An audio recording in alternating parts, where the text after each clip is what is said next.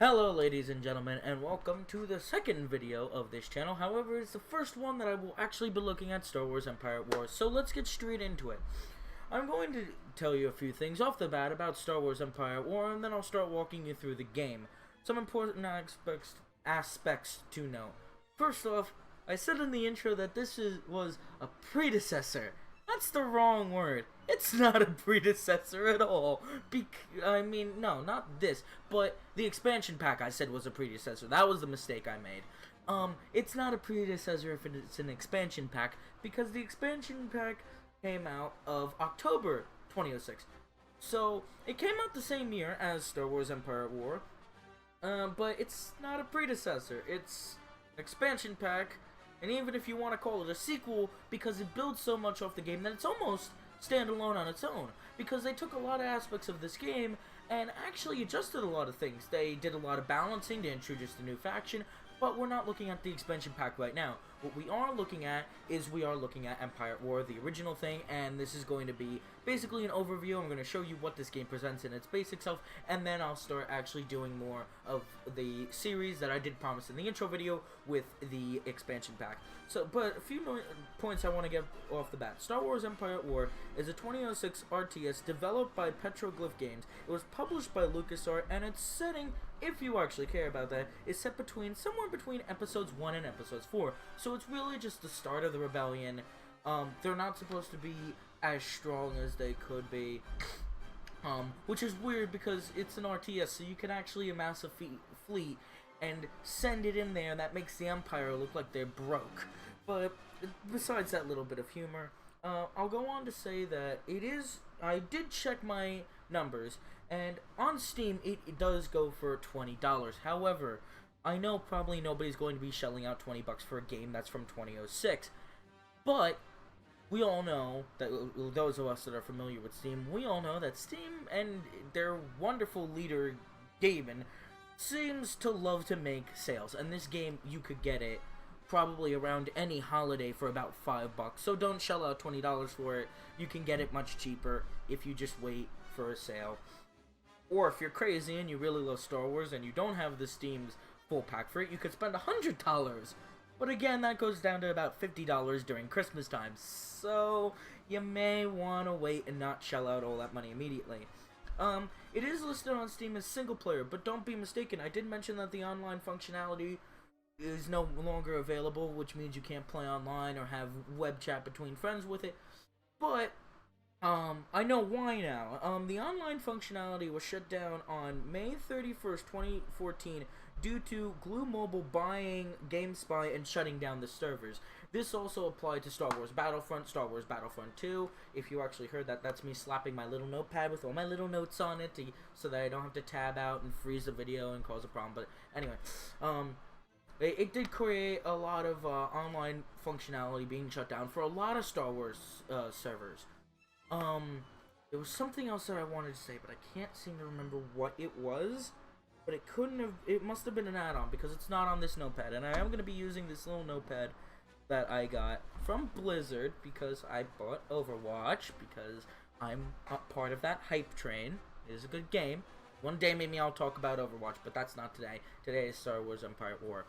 So, without any of my other notes to go on about, I'm going to jump straight into this. So, as you may notice from the intro video, yay, I got some help. I figured out how to fill the screen, so the screen is now filled. You're also going to notice that the resolution is a hell of a lot better, because I stopped playing it on its original settings, and I bumped it up to, like, whatever it is, 960 by 1028, or whatever the highest setting is. I don't know the number off the top of my head. We're running on 60 hertz, and all these little things are probably really unimpressive to anybody else that knows computers a hell of a lot better than I do. I'm not really that impressed with it by myself, but loving this game because this was in PC gaming one of my childhood games. I had my childhood games on the console, but this was my first RTS, and I think it's my only RTS, because Star Wars dragged me in. I'm sorry. I'm a fanboy. I'm a terrible person. I need to go hide in the corner because I'm a fanboy. But joking aside, I'm impressed that this game can be made to look like this good. I mean, as compared to what it was before. It does raise some odd problems, which you may, or I will notice. You probably won't notice if you don't know this game, never played it before, but I noticed them. I noticed them, and that's what matters. I notice them. Also gonna try and not pitch my mic by leaning too close to it, because sometimes I have a habit of leaning over my table closer to the TV. That's not good for my eyes, and that's not good for your ears. So, to save everybody's facial features and functionalities, I'm going to try and lean back from my mic while still being projective and making sure that I'm well heard and trying to produce quality audio. Now, I'm not going to run you guys through the tutorial, because that's mind-numbing to me, and it's probably going to be any more mind-numbing to you. If anything, you want to say what I'm giving you is kind of a tutorial. Again, there's no multiplayer anymore. You could do... that's the other thing I wanted to say. Thank you, me, for reminding me. Now, there's no online functionality. However, I don't know if I don't think you can run a LAN server.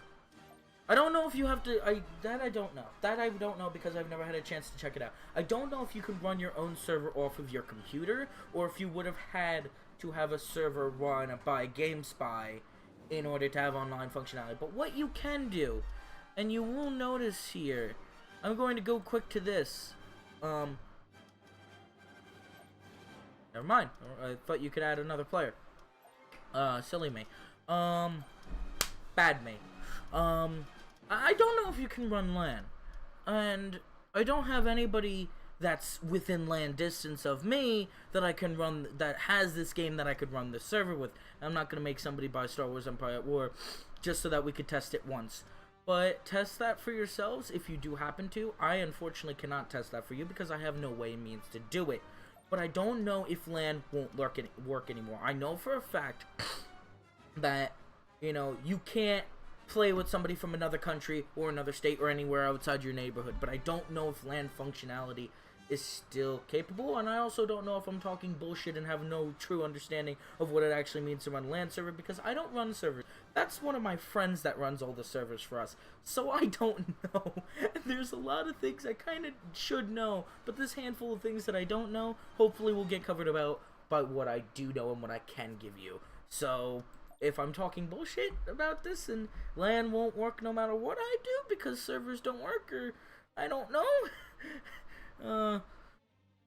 your genius is showing. Oh, where? Oh, but anyway, let's jump straight into this. I'm gonna, yeah, sorry. Oh, God, I just hit my mic. Oh, no, it's starting to, oh, God, it's all starting to go to shit. No, it's not.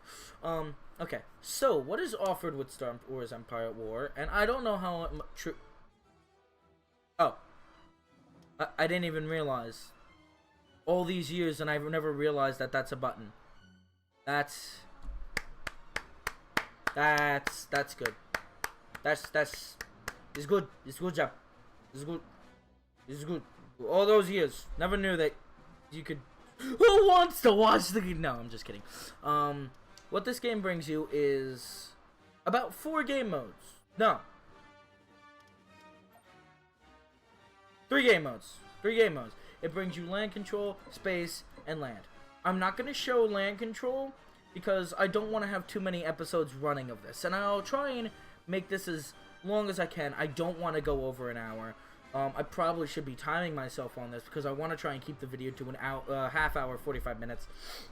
And I can make multiple videos on this. I don't have a personal problem doing that. It's not anything hard. I'm not going to show you every map. I'm going to leave those to the people that actually are interested in this game and want to look at the other game. I'm going to show you some easy ones. And I am going to be playing on hard. I'm not going to be playing on easy. But, of course, in this game, you have 2 factions. You have the Empire, you have the Rebellion. They each have their own things that make them unique. You make them special and make them strategical. And it's not like either one of them is more overpowered than the other one. They're well balanced. You could destroy a Star Destroyer if you had enough X-Wings. And I guess that is true for any RTS. If you had enough of this or had enough of that, you could do just about anything. But feel to me there's a certain like iconic representation in the way you can do some of these things. Taking out a Star Destroyer with X-Wings, I feel is like one of the perfect examples of Rebellion versus Empire. Maybe not so, because the Rebellion didn't have 2 billion X-Wings to throw at a Star Destroyer and lose a couple 100 million of them. Anyway, that being said, I'm going to show you 4 versions, just so that I don't have to cover this in the expansion.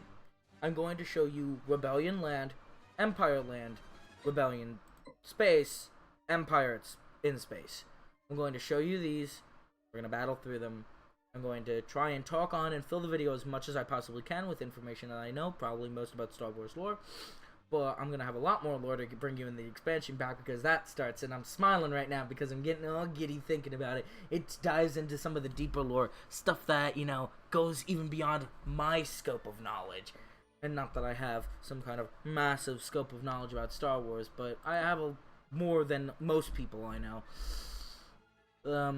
So, first I think what I'm going to show is I am going to show space first. I think I'm going to show space first, because that's a little easier. So, I'm going to start off, and for all purposes, I'm going to fill up this slot with 4 entities, so that it doesn't get just absolute boring, because it winds up being a lot more fun in a weird way if you play with the AI, because you can't completely rely on your AI to do everything. It's very one-to-one base, and what I mean by that is if you have 4 people on the playing field, 3 of them are AI. You at a certain point, that's more strategy, and I'll explain this more as I'm going into it, as I'm starting this up. Destroy enemy. We don't want any of these mucking anything up. I want to keep it as light and simple as possible, but you do have access to super weapons, like the Death Star. The Rebels don't really have super weapons, so I usually turn it off to make it a little more fair of a playing field. Otherwise, you know, when you have the Death Star and can destroy an entire planet, which, believe me, I've done in Galactic Conquest, just because I felt like an evil little child. I blew up, actually, the whole universe. I let the Rebels just steal my planet so I could go back and blow them up. I turned the entirety of the Star Wars universe into nothing but asteroids. I'm an evil person. But, anyway, bumping these on hard, it's probably going to take a little while to go through it, and I may end the video there and start up so-and-so, so that the video doesn't wind up being too long. So, let's go right into it. Empire Space is first on the map. Ding! We're going to start. They do give you you can learn about the Star Wars lore, again, if you care, from some of these, because they'll give you, like, historical references on the planet you're fighting on. I won't read that to you. If you really want to read it, you can pause the video and, you know, read it. I'll wait. Not really, because you'll pause it, so obviously. But in hard mode, you want to be fast with what you're doing. You want to be quick. You want to be precise. You don't want to mess up. You want to always stay ahead. Otherwise, you will lose. And there's a good chance that if I fuck up hard enough, I will lose. Constructing. Ready for action. Vehicle We've located in production. the enemy. Upgrade in progress. This is not an enemy. This is just... Don't want to blow that up, either, because it will blow up super hard. Choose your reinforcements. Oh my. Reinforcements en route. Reporting. Upgrade Deploying complete. squadron. Reinforcements en route. That's not built yet. TIE squadron here. This is, though. But, yeah, there's not a hell of a lot to talk about right now, because what the Empire excels in, I guess I could start talking about, is attack. Their attack, that's what they do, whereas the Rebels, as you'll eventually see, are basically very good at defending. They have a lot of ships that can boost their shield power, whereas the Empire sacrifices shield power for attack. things of this nature. TIE squadron here. No, we want you guys to keep attacking this. Draw their fire. Oh god, they are really nailing into me. Station ready. It's really hard to think. You wouldn't think it'd be this hard, but it's hard to think when you're doing all this at once. Upgrade in progress. Which I guess is not saying much because there's a lot of people who manage to do this successfully. I'm losing. Commander, they're hitting us. But Reinforcements en route. as I was saying, the Empire,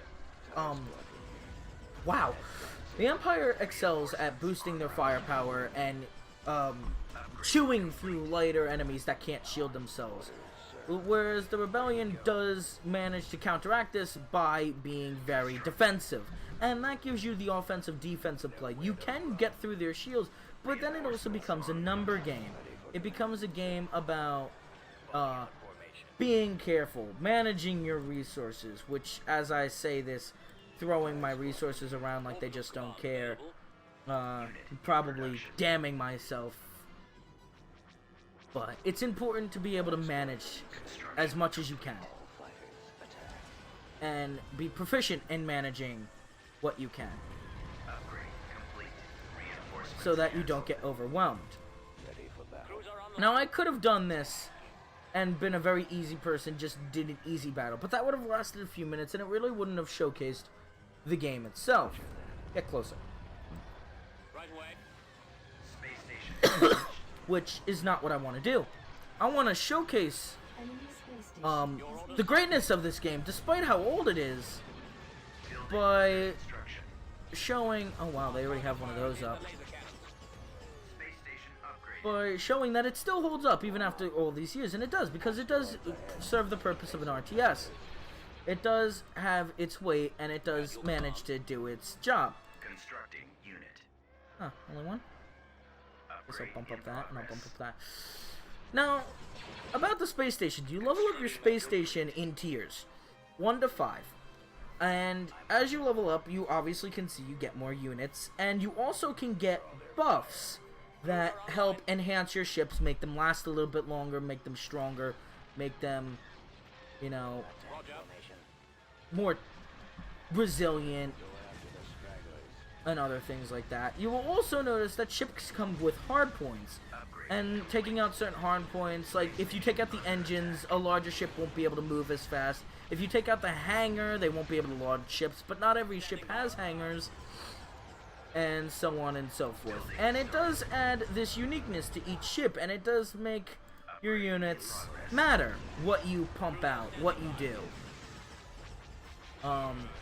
Which is important, because you do need to manage your fleet, even though you can send an uncountable number of MacGuffins at your enemy and hope things work. It does take some tact in order to be able to manage everything. Decoding transmission. I'm like running 5 different programs in my head at once, Upgrade in if you'll progress. take the analogy.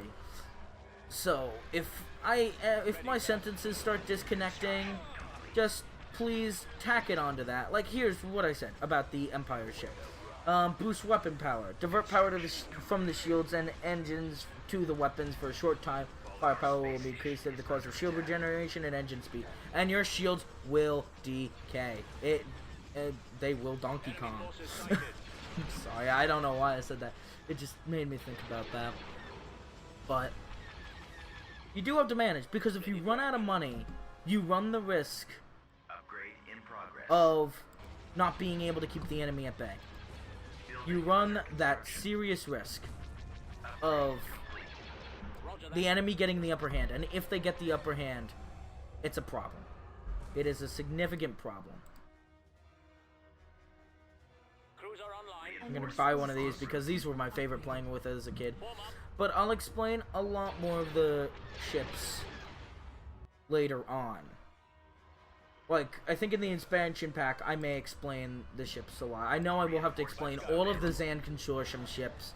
I will go through that because as the series goes on, I will talk about the individual ships and what they serve, their purposes, and what they're good for, what they don't seem to be good for. I'll talk about Deep Lore, and I'll talk about all these things. You also have your basic commands that you can use to move your units, and I believe that's a good fixture with all RTS. With a lot of RTSs, they have this. Attack move. It moves your units while attacking anything on the way. They do this to a certain extent, but this makes them focus on it.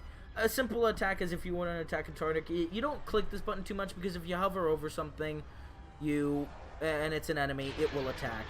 That cursor is the attack move cursor, because you'll be seeing that. Set waypoint. Set waypoint is good for if you want to go over the entirety of this map. I should stop pointing at my screen and actually point with my cursor. It allows you to, like, if you're running towards the end of the battle and you want to get rid of the last bits of enemy, prevent them from retreating, you would use that. You would scour the entire map. You set up waypoints, and you just have them scan the entire map, basically. That's basic move. That is your default cursor. That's just a green arrow without the little red dot. Defend is when you hold a position.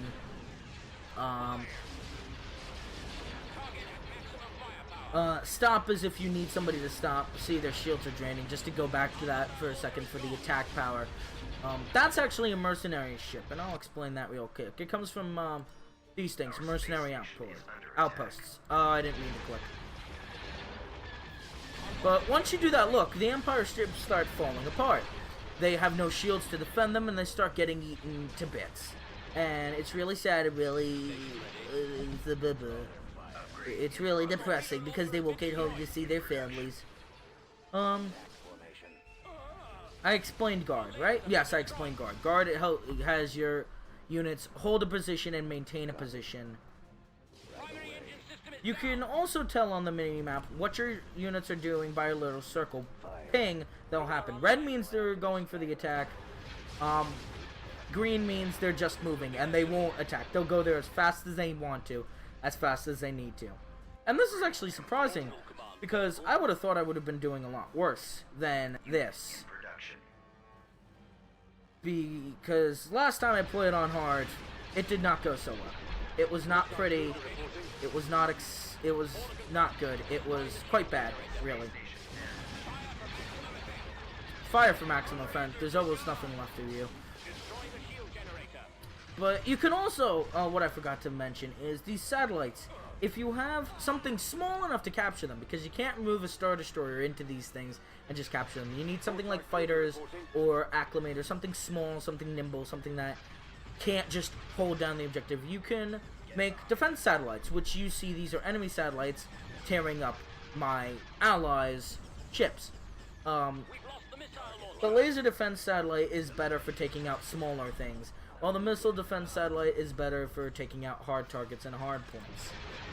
Let me go on to explain the broadside cruisers. I don't really like using missile boats like this, because that's what they are. They are missile boats. Their special ability is Barrage Array. Continually fires at a targeted area on the map. Enemy units caught in the targeted area will take significant damage while barraging a destination. Sorry. The unit cannot move. Yeah, these things have to stay still, and that makes them extremely vulnerable, which is why I'm about to do this. Bolster them up with some bigger ships. And these are diamond boron missiles, for people that want to know what exactly the ship is firing. It fires diamond boron missiles, which are highly effective, I've come to realize, against smaller ships. Because it has an AoE effect to an extent. And as you can also see, you can zoom out here, grab a bigger fleet, concentrate your attack more. TIE fighters, they hunt for enemies. That's something you don't want to use, because you want to have things concentrated. TIE bombers have no special abilities, so you do have an array of what units can and cannot do a thing. At your command. And looky, if things last long enough, I can show you the Imperial Star Destroyer. But I will if it builds in time. The TIE Scout Squadron. TIE Scout Squadrons are very light. They're easily destroyed, but they're used for scouting. They can ping an area and remove the Fog of War, which, because I guess the game has decided that it's lost. No, the enemy space station's destroyed. That's what happened. The Fog of War has been removed. But you can ping Fog of War and try and find... oh, they built it. And that's another thing. Your ally will build something if they have the chance to, which is why a lot of the time I steal from them, because it does divert more money into me. I think I get only a portion if it's their mining facility, but if it's mine, I get more. Because obviously they aren't taking from the same money pool as I. I have my own money pool, they have their own money pool, and the two enemies had their own money pool. So, which is the thing that kind of makes 3 AIs not a bad thing, because if you're playing with an AI, then yes, you have your own money pool, and they have their own money pool. But Attack position. see, now you want to set TIE fighters to hunt, because you can't, like, track down every single enemy. I think the only things left are the satellites, and the game actually just wants me to get rid of them. But in any event, what I was trying to say is as follows. I guess I'm not gonna get to say it. I can't remember what I was talking about. I'm gonna be so embarrassed when I'm watching this back over and editing it. But let me try and get out what's left. It really is hard for me to keep my train of thought. You will have to forgive me, because when I'm trying to manage this and manage that at the same time. Yes, hard. Why 3 AIs are not a just easy mode? Because while you and your AI have separate money pools, the computer's controlling the other 2 AI. So it can use both of those pools in complete harmony, because it's like one entity taking control of 2 separate money pools. So it does make it harder. I made it look very easy because I've played this game for years. I really know the ins and outs of it. But I'm not sure how I'm running on time. I don't want the video to run too long. But I do think that I will stop the video here, because I'm going to have more time, more videos. I still got at least 3 more videos to make of just the base game itself. So I think I'm going to do that. I'm going to end the video here, and I'm going to move on to the next one for you guys. So, I thank you, ladies and gentlemen, for watching my video. I thank you for taking the time to watch it. I hope you appreciated it. And to close it off, I hope you will be there with me for the next one. Ladies and gentlemen, have a wonderful day. Goodbye.